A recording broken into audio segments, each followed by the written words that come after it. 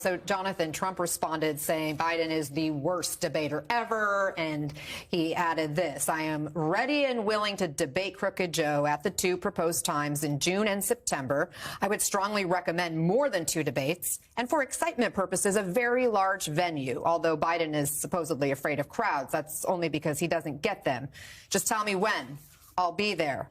This is uncharted territory here. How would this work? Well, I think the two sides just agree to where they want to debate. Donald Trump had basically laid out his challenge to Biden earlier, said anytime, anywhere. Biden is now saying, great, let's do it right here, right now, or in June and in September. I think the other important thing, so first of all, one important thing is it looks like this is actually going to happen. For the first time in this cycle, I think it's pretty clear that these two are going to have to debate each other. But don't they have to agree on the moderator, agree on the rules? The Biden campaign has put out quite a few rules that seem like maybe Trump wouldn't go along with. There are a ton of obstacles here, but after Trump said anytime, any place, I think it's hard for him to come back from that and say, well, no, not that time, not that place, not under those rules. I think we are going to see at least 2 debates between these candidates. I think the other important thing, and this is something Mike alluded to, and I'm going to put this in Gronk language, Rob Gronkowski language. These 2 candidates are basically saying, we want Bobby Jr. Right? They want nothing to do with him on a debate stage, and they want the ability to diminish him, to make voters forget about him or think that he is smaller and not a factor.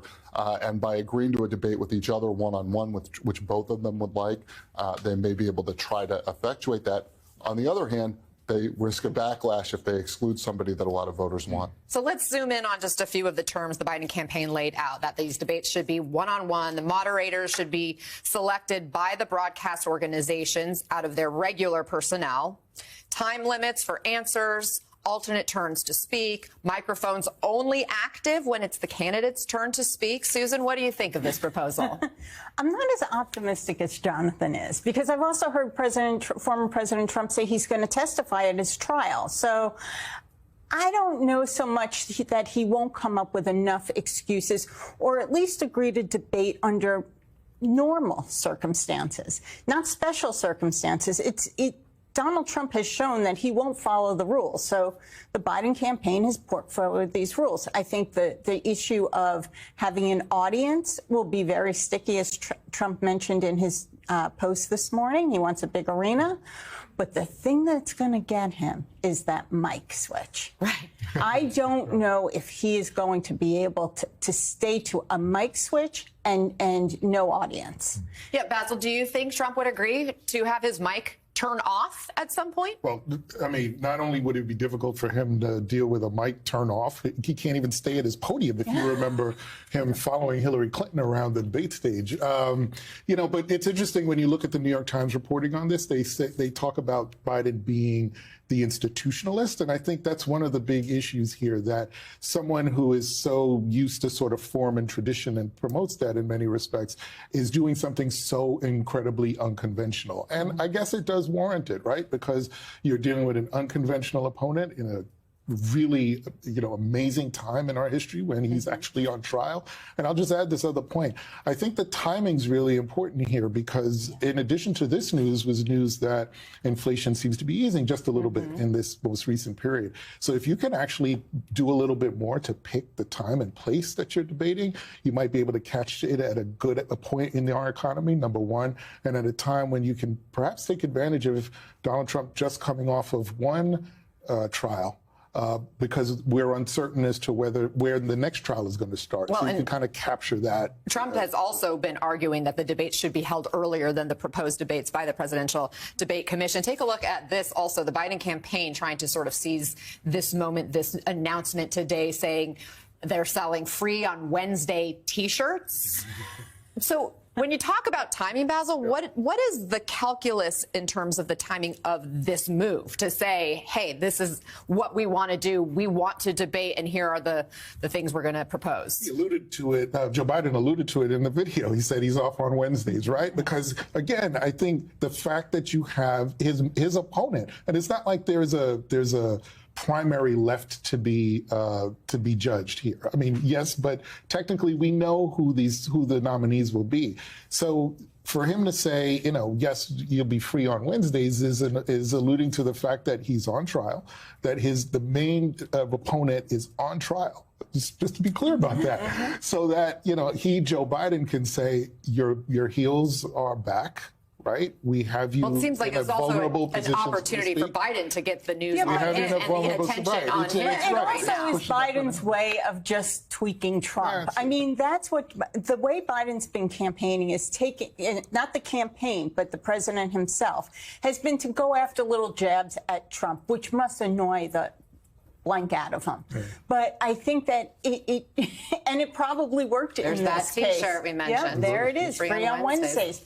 So I think actually it was, and you can compare that to Trump's response. One is angry and mean, and one's just kind of poking a little fun. And I think that in itself tells you exactly where the campaigns are going to be going. Jonathan, the Biden campaign is also laying out a proposal for a vice presidential debate, saying it should be in late July, right after the Republican National Convention, with the same basic parameters. Donald Trump has said he didn't want to announce a VP contender until the RNC. Take a listen. A lot of people are in play, and I'm really a believer that you do it during the convention. You know, you really do it during the convention. I'm also, unfortunately, a believer that historically VPs, I don't think ever have helped. I think they can hurt a little bit, but they haven't helped. Okay, so a few things we can go through there. One, you can fact check on whether they've helped or hurt for us, whether it's typical that this announcement happens at the National Convention. And then I guess the other question is, would it be enough time for a vice president contender to prepare for a debate right after this announcement? Yeah, so first of all, there's been a range of dates that vice presidential picks have been selected. However, the tradition recently has been toward the convention. If not, it's not usually at the convention. It used to be in the old days, they basically got picked at the convention by the convention delegates. But since presidents have been able to pick their own ticket mates, that comes a little earlier. But Trump's basically right around the convention. You know, I think there is a disadvantage for the Republican vice presidential pick in having a debate right after they're picked.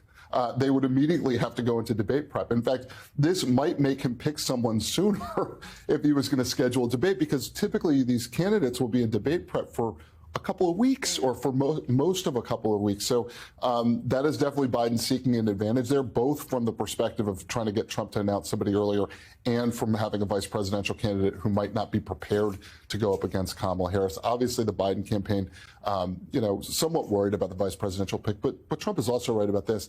It's not clear that there's any huge advantage in a vice presidential pick or disadvantage in a vice presidential pick. Except if it happened before the president's convention, the Democratic convention, and there was something that happened in that VP debate that could really kind of throw a wrench into the celebration, if you will, of the convention. And it may get Donald Trump to pick someone he may not like, but someone who's better at debating. But that's assuming he expects those terms. I mean, just because Joe Biden says, I want to have a vice presidential debate in July after the convention, I mean, if I'm the other side, no matter who says that, I'm like, well, let's see what's good for me. And I'll just say it's smart for the campaign to do this, right?